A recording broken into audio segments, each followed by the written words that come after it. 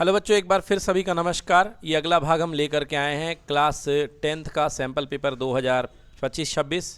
आइए देखते हैं। पहला सवाल है, यदि PE किसी घटना E के होने की प्रायिकता 0.05 है तो E नहीं क्या होगी। बच्चों आप जानते हैं फार्मूला होता है PE प्लस PE का ना होना, या E बार बोलते हैं या इसी को E नहीं बोलते हैं। कुल प्रायिकता क्या होती है? 1। तो अपने पास PE का मान दिया है 0.05 और प्लस PE का ना होना बराबर आएगा 1। तो PE का ना होना बराबर 1 माइनस 0.05 और इसका आंसर आएगा 0.95। कितना आएगा? 0.95। नोट करिए। अगला सवाल देखिए, एक चित्त प्राप्त करने की प्रायिकता ज्ञात करिए यदि एक सिक्के को एक बार उछाला जाता है। देखिए तो बहुत ही सरल सवाल है। आप अगर सिक्के को एक बार उछाल रहे हैं तो आपके पास दो संभावनाएं हैं, या तो चित्त आएगा या पट्ट आएगा, जिसको हेड और टेल बोलते हैं। ठीक है, तो आपको निकालना है प्रोबेबिलिटी हेड आने की। क्या आने की? हेड, या इसी को चित्त बोलते हैं, हेड को ही चित्त बोलते हैं। तो हेड आने की प्रोबेबिलिटी बराबर, बताइए हेड आने के संगत कितने केस हैं? 2। कितने केस हैं? 2। NH/NS। तो अपने हेड आने के संगत एक केस है और टोटल केस कितने हैं? 2। तो प्रायिकता हो जाएगी 1/2। तो इसका उत्तर बन गया 1/2। ठीक है, नोट करिए। चलिए देखिए अगला सवाल 17वां। 52 पत्तों को अच्छी प्रकार से फेंटी गई एक गड्डी में से एक पत्ता निकाला जाता है जिसके बादशाह प्राप्त करने की प्रायिकता बताइए। ठीक है, तो देखिए यहां पे आपको प्रायिकता निकालनी है, प्रायिकता P बादशाह। ठीक है, तो बताइए कुल कितने बादशाह होते हैं? 4। कितने बादशाह? और बटे कितना? 4 एक कम, ये कितने बार? प्रायिकता क्या आ गई? बिल्कुल सही उत्तर आएगा 1/13। 2 में से 2 एकदम सही है। तो अगला सवाल देखिए, एक थैले में 3 लाल गेंद हैं। नंबर ऑफ रेड बॉल कितनी है? 3। नंबर ऑफ वाइट बॉल कितनी है? 2। सफेद बॉल 2 हैं। ठीक है, और काली गेंदें कितनी हैं? काली गेंदें कितनी हैं? कुल गेंदें कितनी हो गई? टोटल कर लो, 3 और 2 5, 2 10। ठीक है, अब निकालना है लाल गेंद निकालने की प्रायिकता। किसकी प्रायिकता? तो प्रोबेबिलिटी ऑफ रेड बॉल बराबर number of red ball upon number of total ball. बोलो रेड बॉल कितनी है और कुल बॉल कितनी है? प्रायिकता आ गई 3/10। 2 में से 2 अंक। देखिए बच्चों अगला सवाल है क्वेश्चन नंबर 18। क्वेश्चन नंबर 18 कह रहा है द्विघात समीकरण इतने के मूलों की प्रकृति ज्ञात करिए। तो सबसे पहले द्विघात समीकरण लिख लीजिए। द्विघात समीकरण क्या दिया है? 2x² माइनस 6x प्लस 3 दिया है। 2x² माइनस 6x प्लस 3 बराबर कितना? 0। तो इसके सबसे पहले तुलना कर दीजिए। मानक समीकरण ax² plus bx plus c बराबर 0 से तुलना करने पर बताइए a का मान क्या है? b का मान और c का मान प्लस का 3। c का मान क्या है? प्लस का 3। अब आपको चाहिए है मूलों की प्रकृति। मूलों की प्रकृति के लिए क्या निकालते हैं? मतलब 20, बिल्कुल सही, b² माइनस 4a।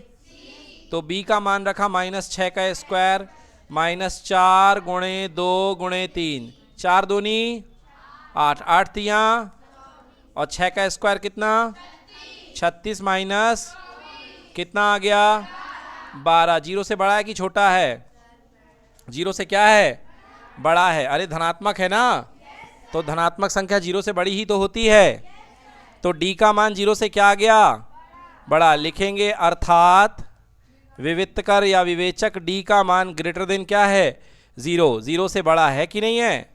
और d का मान 0 से बड़ा होंगे, अर्थात जो मूल होंगे, मूल क्या होंगे? वास्तविक तथा भिन्न भिन्न, अलग अलग होंगे कि नहीं होंगे? मतलब एक अल्फा निकलेगा और एक बीटा निकलेगा। ठीक है, मूल वास्तविक तथा भिन्न। अगर आप ये लाइन लास्ट की नहीं लिखेंगे तो 1 नंबर आपके कट जाएंगे। वास्तविक तथा भिन्न के आपको 1 अंक दिए जाएंगे। बोलो ठीक है? हाँ, तो ये लाइन लिखना आपकी बहुत जरूरी है। मूल वास्तविक तथा क्या होंगे? भिन्न होंगे। क्लियर हुआ कि नहीं हुआ? नोट करिए। चलिए बच्चों देखिए, द्विघात समीकरण 2x square minus plus x minus 6 के मूल ज्ञात करो।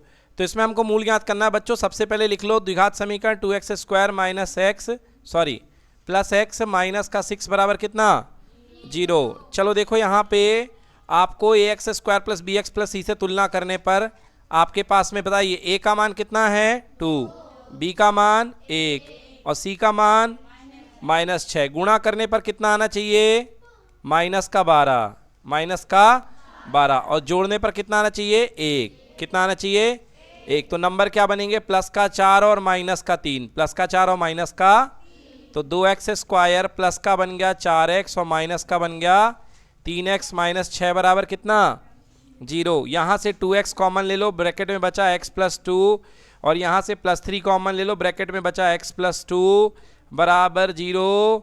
x प्लस 2 2x प्लस 3 बराबर 0, x प्लस 2 बराबर 0 अर्थात x बराबर कितना, और दूसरा 2x प्लस 3 बराबर 0, 2x इक्वल टू कितना -3।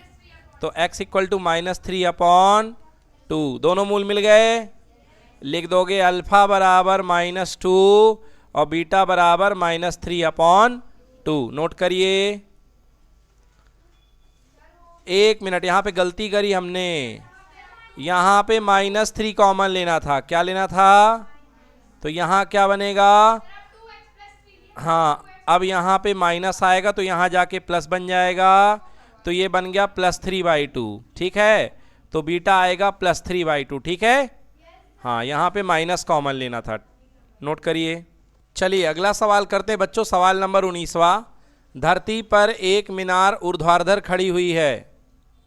धरती पर एक मीनार कैसी खड़ी हुई है, ये लीजिए, ये अपने पास में धरती हो गई। ठीक है बच्चों, ये हमने धरती बना ली। अब इस धरती पर जो है एक मीनार ऊर्ध्वाधर खड़ी हुई है, तो यहाँ पर हम मीनार बना लेते हैं और मीनार को हम ऊर्ध्वाधर खड़ा कर देते हैं। ये देखिए, ये मीनार है, ये धरती है। धरती को लिखेंगे G for ground, M for मीनार।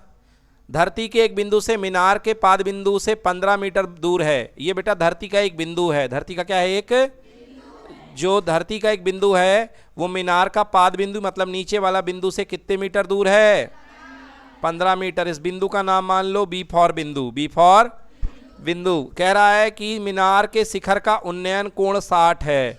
उन्नयन कोण कहाँ बनता है, नीचे से ऊपर कि ऊपर से नीचे, वेरी गुड, नीचे से।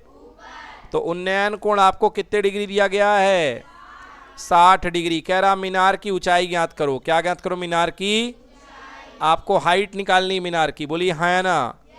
तो लिखेंगे समकोण त्रिभुज, ये बन गया 90 डिग्री। समकोण त्रिभुज MGB में बताओ क्या लगाऊं, साइन थीटा कॉस थीटा या tan theta, tan theta. Ten 60 degree बराबर MG, लंब कितना है H और आधार कितना है 15। टेन 60 की वैल्यू बराबर H बटे, तो H बराबर 15√3। क्या लगाऊं, मीटर।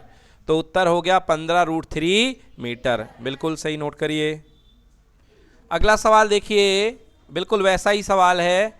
भूमि के एक बिंदु से जो कि मीनार के पाद बिंदु से 30 मीटर की दूरी पर है और शिखर का उन्नयन कोण कितने डिग्री है 30 डिग्री। इस बार भी मीनार की ऊंचाई निकालनी है, वो यहीं पर कर देता हूँ। ठीक है, चलिए ये देखिए, भूमि का बिंदु है मान लो P, यहाँ पे शिखर का बिंदु है, मीनार का ऊंचाई बिंदु M है और ये जमीन का बिंदु है G। ये एंगल कितने डिग्री 90, ये कोण कितने डिग्री 30 डिग्री और ये वाली दूरी बोलो कितने मीटर है 30 मीटर। इस बार क्या लगेगा टेन थीटा। तो टेन 30 बराबर लंब यानी कि ऊंचाई बटे आधार कितना है 30। ठीक है कि नहीं है, इसको हल करेंगे तो टेन 30 क्या आएगा 1/√3 बराबर H बटे कितना 30, H बटे 30। तो H बराबर हो गया 30/√3। बोलो हुआ कि नहीं हुआ। अब इसको थोड़ा सा और सुधार दो, √3 का ऊपर और √3 का, तो ऊपर बन गया 30√3 और नीचे बन गया √3 गुणे √3 कितना हो गया 3। 3 से कितने बार कैंसिल 10 बार। उत्तर आ गया 10√3 मीटर। कितने मीटर 10√3 मीटर। समझ में आ गया, नोट करिए। चलिए बच्चों अगला सवाल करते हैं सिद्ध कीजिए कि 3 + 2√5 कैसी संख्या है? एक अपरिमेय संख्या है। देखिए कैसे हल करेंगे इस सवाल को। आपको दिया गया है कि अगर HCF दो संख्याओं का 9 दिया गया है, एलसीएम आपको पता करना है। तो बेटा आपको पता है HCF 9 दिया, एलसीएम पता नहीं क्या मान लिया, x। क्या मान लिया? अब आपके पास एक प्रमेय होती है जिसको बोलते हैं एलसीएम HCF प्रमेय। क्या कहती है वो प्रमेय? एलसीएम गुणे HCF बराबर संख्याओं का गुणनफल। हाँ या ना? तो संख्याओं का गुणनफल 306 और 657 का, और लेफ्ट साइड में क्या रहेगा? x गुणे 9। ठीक है, ये इंप्लाइज लगा दीजिएगा। अब देखिए यहाँ पे x का वैल्यू निकालेंगे तो 9 कहाँ चला जाएगा? नीचे। 9 ने 306 को काटा 34 बार, उत्तर बचा 657 गुणे 34, और 657 गुणे 34 करने पर आ रहा है 22338, 22,338। यही सही उत्तर है, नोट कर लें।